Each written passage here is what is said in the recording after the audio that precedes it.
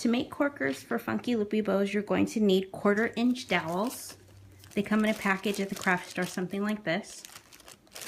You're going to need some mini clothespins, and there's 2 different varieties.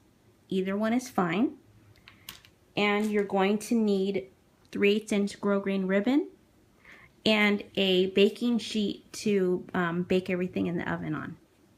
Okay, so you're going to start off by clipping your 3/8 inch grosgrain onto one end of the dowel with your 1 clothespin.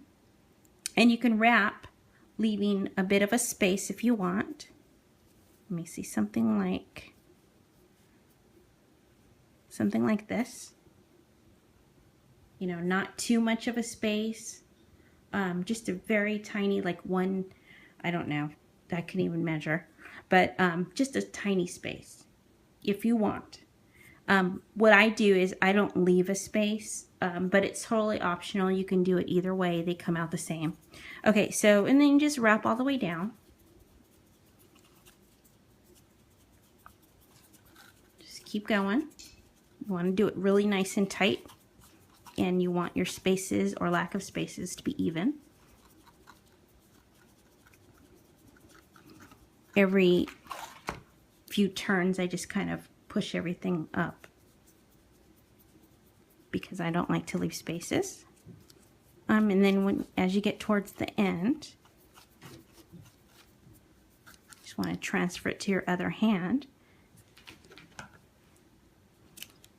Cut it, and then again secure the end of it with another clothespin. And there you go. You're going to want to put everything onto your baking sheet. I had to bake a number of them this time because I really was out of corkers.